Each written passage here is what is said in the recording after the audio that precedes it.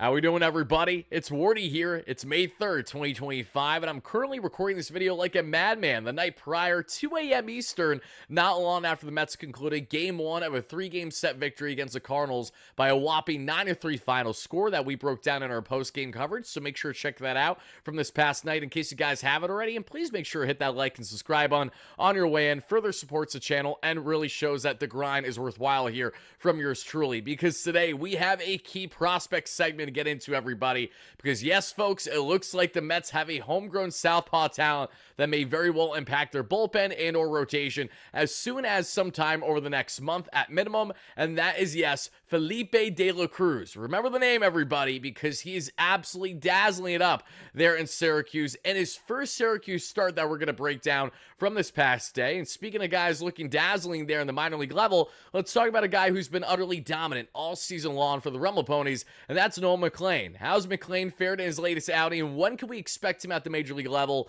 And speaking of the major league level, we'll also get into the latest call for the Mets as they brought up a veteran reliever and Austin Warren. What can the Mets potentially get in the veteran right-hander along with another veteran, Paul Blackburn? Just had his latest rehab outing this past night, so we'll get into that and all the latest on the farm for this Mets team from Port St. Lucie all the way up to AAA Syracuse. So thank you guys kindly for smashing like and subscribe as your first chime in and letting me know all your initial reactions in the comments down below. And shout out as always to today's sponsors here at SeatGeek that have you covered for all your ticketing needs. Use our promo code WARDY10 by clicking that link down below the description. It's hyperlinked as well, so if you have the SeatGeek app already downloaded, it'll automatically say 10% discount for your next ticket purchase, whether it's for Mets tickets, comedy show tickets, concert tickets. SeatGeek, as always, has you covered, and thank you so much, as always, for hearing them out. The same way you guys have been hearing out greatly are our awesome friends here at BetUS that have you covered all your sports betting needs. Simply head over to betus.com.pa today and use our amazing promo code YouTube150. That way, you too get a 150% bonus on your first deposit, 125 on your second and your third, up to $2,000 for whatever you guys have interest in betting on. And of course, first and foremost, make sure you guys bet responsibly. And secondly, if you're going to be responsible but also be biased at the same time, they might as well hammer the Mets here when they're looking at over under 96.5 wins there on the regular season. Now, obviously, I think the Mets are going to be a 90+ win season this year, but are they going to get 96, 97 plus? It's a solid gamble, and I'll let you guys debate down in the comments down below while checking out our awesome friends at BetUS today. And thank you guys so much for doing that. So let's get right into this one, folks. We got a lot to break down. And let's start off with the man of the hour, why you probably clicked on this video, and let's talk about the one and only and Felipe De La Cruz. It's been really fun getting to learn Felipe over the past week plus, especially because I'll be completely blunt, I've now followed him since the time that the Mets initially acquired him in the organization, but I have been picking up on his play certainly this season, especially leading up to his call up to AAA Syracuse, and for a great reason. Because as you guys see here, and I apologize, you guys are looking at the wrong graphic. This was actually my graphic from just this past night as Clay Holmes went 6 strong innings there against the Cardinals. Let's head over to the graphic that I meant to click on initially, and that is here in Felipe De La Cruz, everybody. Just take a look at the young southpaw's debut in Syracuse. Now, right away, what jumps off the gun is the fact that whenever a pitching prospect has been moved up to AAA, the way that Felipe De La Cruz was from the AA Rumble Ponies, and that comes after having an absurd K-to-walk ratio of 20 strikeouts to a measly 3 walks, and what we saw there for De La Cruz with a 1.98 ERA in 13 plus innings. And David Stearns is quick to move guys up, especially if he thinks that they have stuff that could play at the major league level this season. And needless to say, Felipe De La Cruz has that. And what has been the commonality with Mets pitching prospects that we've seen over the past couple of years between guys like Blade Tidwell, who will in fact be the Mets official starter this Sunday, which we broke down in a video this past day in a Big Mets update segment, so check that out in case you guys haven't. But in case of not only him, Blade Tidwell, Dominic Hamill, Brandon Sproat, Mike Vassell when he was in the organization, you name it, all these guys have really fluctuated with their consistency at the AAA level. But Felipe De La Cruz, just a day removed from getting called up there from the Rumble Ponies to Syracuse, he casually goes 6 shutty on 70 pitches, 53 of them being strikes, mind you. So talk about efficiency. No one more efficient than Felipe here. 0 earned runs, 1 hit, 0 walks, and an absurd 9 strikeouts. What did Felipe do so well in his first Syracuse outing, everybody? He generated 12 swing and misses that we saw, and he was setting 85 to 87 on the slide piece, 95 to 97. He topped out 97 on the gun there with the fastball. So as a Mets fan, I'm ecstatic to see this. And the main reason why is because the Mets haven't had a true homegrown dominant lefty option, either as a bulk reliever or as a starter, the way that Felipe was utilized in both those situations this season with the Rumble Ponies leading up to his call with the Syracuse Mets. This is a guy that we just haven't seen in recent years. The last homegrown southpaw talent I could think of from the Mets that was at all decent was Steven Matz. And we know how much that fluctuated, obviously. And Matz wasn't throwing cheddar the way that we're seeing Felipe De La Cruz touch high 90s on the gun as a lethal southpaw option. And there is no mistake behind why the Mets called him up to AAA when they did. They purposely did that after a fairly small sample size with the Rumble Ponies because they know this guy has plus stuff that can play at the major league level already. And given the Mets' lack of arms out in their bullpen, with AJ Minter and Danny Young likely out for the year as lefty options, if Felipe De La Cruz does not pave his way to being a rotation piece for this Mets team, he may certainly play his way to be a dominant multi-inning reliever for them as soon as I'm going to be bullish here, guys. I'm going to say that Felipe De La Cruz very well could be considered for a call-up as soon as this month of May. If not, then certainly heading into June. Now, it'll be up to him, his consistency and his performance, but very little guys in recent memory have I seen go up to the AAA level and dominate immediately the way that Felipe De La Cruz so casually did here for the Syracuse Mets. So Mets fans, I definitely want to hear from you guys in the comments down below. Was your optimism level in someone like Felipe De La Cruz? Because again, there are not many talents that we have seen in the farm, especially since Steve Cohen became owner, that are 1 lefties, 2 high quality, and 3 pump gas. And that is what De La Cruz has all the boxes checked off on, has me beyond excited as a Mets fan to break him down. And I'm just looking at him now and I'm just saying to myself, this kid's going to be in the bigs this year. There really isn't a doubt in my mind that he's going to be in the bigs this year. Just a matter of, will the Mets utilize him the way that they did with Brandon Waddell the other day, maybe going to like 4 or 5 innings, either starting a game or coming in as a bulk reliever? Because mind you, Brandon Waddell is the true only lefty option in Syracuse that the Mets really have to consider right now that can eat multiple innings and do it for quality. And the downside with Waddell is that he's a soft tossing lefty. So while he was great for the Mets and the routing that we saw there a couple days ago, it doesn't change the fact that the stuff on paper doesn't play nearly as well as what De La Cruz's stuff certainly does. So as we evaluate the Mets southpaw options for either a starter and or bulk relief role in the coming weeks, keep an eye on both Brandon Waddell and Felipe De La Cruz, as they are the key guys to keep an eye on, and for great reason. Now, let's go from talking about Felipe De La Cruz to talking about another pitcher that's been standing out on the farm for the Mets, and that is going to be Mr. Yes and Nolan McLain, because Nolan McLain is not only arguably the best pitching prospect in the organization, with the exception of Brandon Sproat and Joe Nathan, but this is a guy that many believe has some of the best off-speed and breaking pitches in all the organization. Headlined by that nasty sweeper that's just one of the best that we've seen on the minor league front. And as you guys can see from McLain's latest outing just this past night there for the Rumble Ponies, let's take a look to see how exactly he did, everybody. And as you guys can see here from the highlights as well, he was nasty. He looked really, really good. And Nolan McLain went 6 innings of 84 pitch ball, 0 earned runs, 4 strikeouts, 5 hits, 2 walks, and is now down to a 1.37 ERA on this season. Not only does McLain have velocity where he can be sitting there in the mid-90s, but you're getting a guy that just has ridiculous break. Again, these sweepers are just absolutely silly. Look at them. Look at them. I love the variation with the pitches that McLain has. This is a man the Mets drafted a couple years ago, at the time labeled Cowboy Ohtani, meaning that he was both a pitcher and a hitter, and did it at a pretty good rate there when he was a batter there and a pitcher for OSU. He was teammate with Carson Benj, who was the Mets' first-round pick this past year, and he's looked great so far this year that we've seen in the minor leagues with the Cyclones that we're going to talk about here shortly. But Nolan McLain continues his dominant stretch there for the Rumble Ponies, and he's already done everything to prove himself at the Rumble Pony level. Won't be long before he gets the call up to AAA Syracuse, and then from there, find himself with the New York Mets. Both McLain and Felipe De La Cruz are arms that could impact the Mets as soon as this season. And there are some people in the organization that are so high on Nolan McLain and view him as not only the best pitching prospect in the organization, but a guy that could very well pave his way to this Mets team and stay here by the time we get to midsummer. Now, whether or not that becomes a reality, we have yet to see, but there's a lot of encouragement, and for a great reason, when we evaluate someone like the young right-hander Nolan McLain here, because you add McLain into a great mix of Sproat, Ton, when healthy, Christian Scott, Felipe De La Cruz now, and you have so many others outside of his last outing because he got rocked. Prior to that, he's looking great. Jack Weniger has been very strong so far this year. Thornton, who we saw there, if I'm not mistaken, is a lefty option that was just moved up in the minor leagues over the past week or so. He's been very strong as well.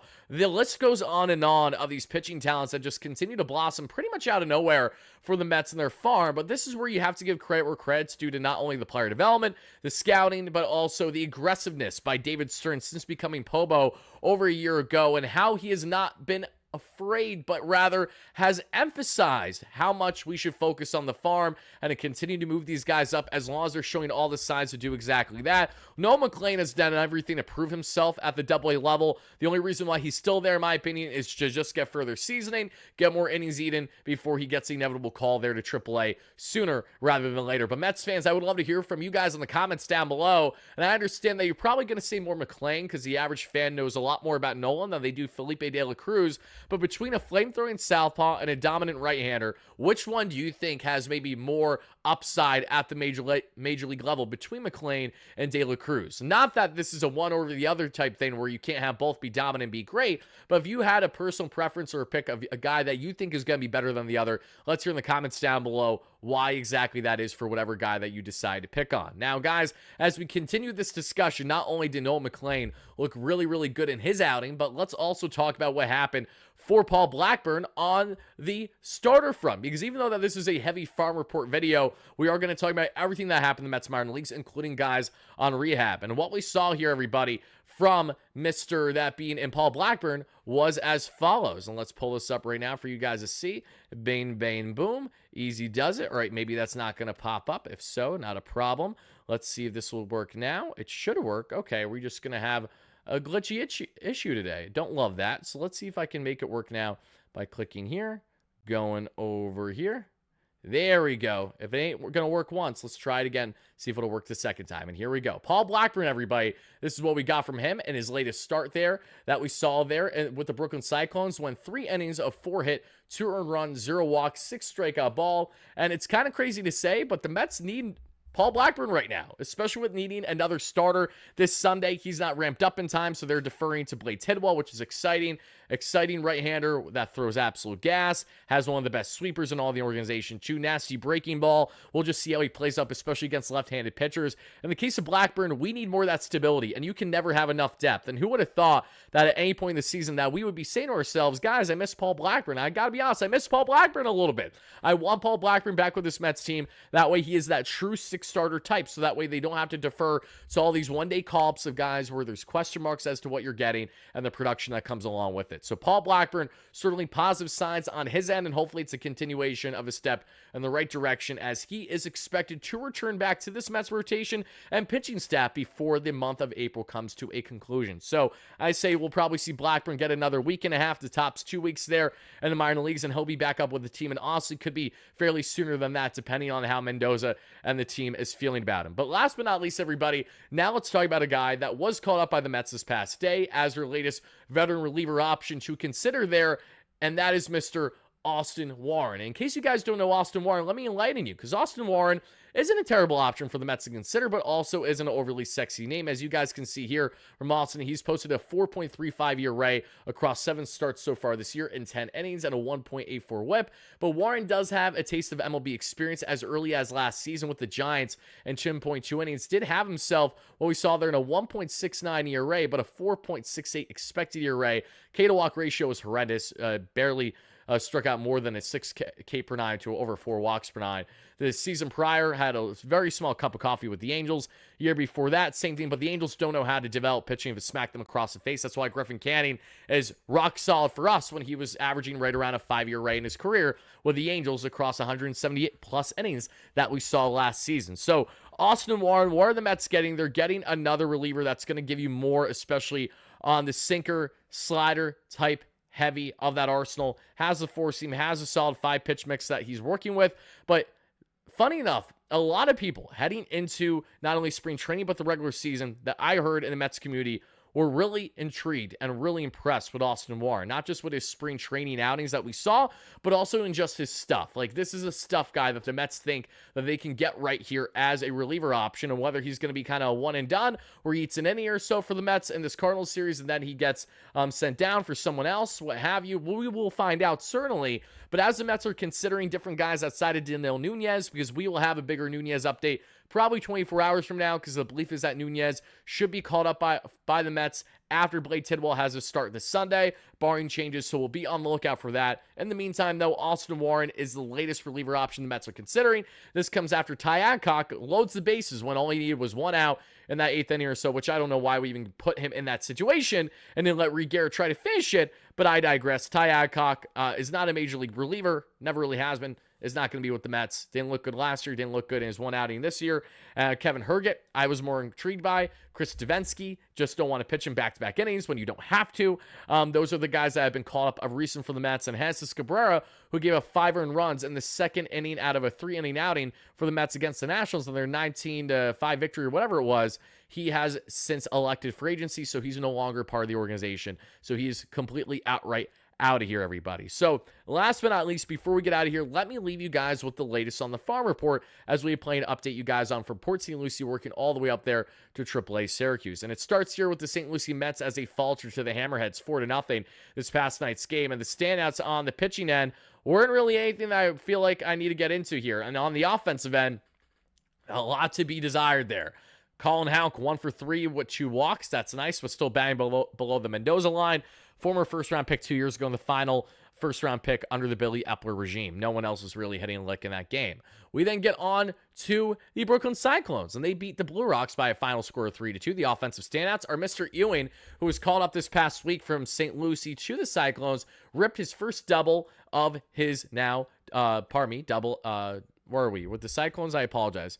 With the Cyclones of his high A career now. Ewing, 2 for 4 game for him. And I apologize, that was actually Eli Serrano, went 2 for 4 there in left field. He looked solid. Jesus Baez didn't get a hit. Carson Bench surprisingly didn't get a hit when Bench has been on a tear. 291 average, 803 OPS. First round pick from a year ago, commanding right field. Jacob Reimer, 2 for 3, had a 3 home run game a couple days ago. Absolutely insane. 323 average, over 1,000 OPS, commanding first base. DH third, wherever they want him. Marco Vargas, 0 for 3 with a run scored. Ewing went 3 for 4 actually with the 2 RBIs. Is now batting 294 with a 721 OPS and a cup of coffee so far.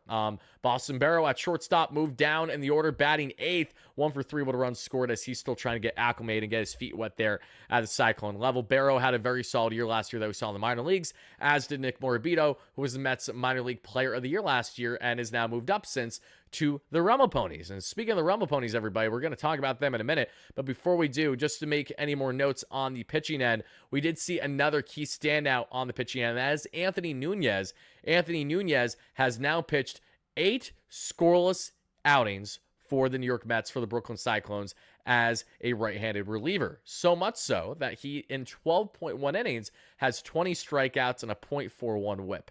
Pretty darn good, if you ask me. So keep an eye on Anthony Nunez, as he may be a guy that skyrockets in the farm on the relief front. Because as we get to the Rumble Ponies, their standout was on the pitching end. Pintaro gave up 2 earned runs, 6 strikeouts, no walks in 4.2 innings, 3.15 ERA. Guzman, 1 earned run allowed, a 1.5 ERA for him. And they lost this game 3-0 to the Seawolves. But even though they lost 3-0, that didn't stop Jet Williams from ripping his 7th double this season there for the Rumble Ponies, batting leadoff at DH this time. 2 for 3, 303 average, 887 OPS. Ryan Clifford, another 0 for day, bang below the Mendoza line. I need Ryan to pick it up big time. Love his power, but man, oh man, does he have a holy swing at times. That's it on the Rumble Ponies, everybody. So now let's get on to this Syracuse Mets, as they had actually, I apologize. The Rome Ponies had themselves a doubleheader, not Syracuse, as the Rome Ponies actually won their other game 4-1, and that was led by Noel McLean's great pitching outing that we saw there, going 6 shutty against the Seawolves. And offensively, we saw Lugo rip his 2nd double of the year, LaRusso rip his 7th, and Alex Ramirez rip his 3rd that we saw in the lineup. And offensively, Jet Williams 1 for 4 in this game with a run scored and an RBI. Nick Morabito 1 for 4 there, banged 2nd at center field. Ryan Clifford had a hit this time, but still 3 strikeouts, not great. 1 for 4. LaRusso 2 for 2 with 2 runs scored. Lugo 1 for 3 at third base. Lugo and LaRusso have both been have been very good so far this year in the minor leagues. Alex Ramirez had a 2-hit game, but he is just a bust of a prospect. That's why he's been exposed in the Rule 5 draft past couple of years. I digress. Now let's get on to the Syracuse Mets as they won 6-3 in their game against the Rail Riders. And the notables here for the Mets are as follows. Donovan Walton ripped his 5th double of the AAA season. Drew Gilbert ripped himself a double, his 3rd of the year. And Jared Young, his 5th that we saw there. Walton, 1 for 3 with a run scored, batting .252 with a .701 OPS. Drew Gilbert, 1 for 3 with the run scored, pair of RBIs, .263 average, .730 OPS, batting second at center field. Batting third, John Singleton already has an absurd amount of home runs for the Syracuse Mets, .273 average, and .987 OPS, 1 for 3 with an RBI. Jared Young, RBI, 1 for 4 at third base, .310 average, over 1,000 OPS. Joey Meneses, 1 for 4, surprisingly without a double, as Joey Meneses leads all of, I believe, AAA with 13 doubles at least on the season. RBI, .290 average, .811 OPS. Billy Mack, 0 for 4. Celestino, 1 for 4 with a run scored, .287 average, .768 OPS. Commanding right field. Luke Ritter, 0 for 2. Ritter's off to a horrendous start this year.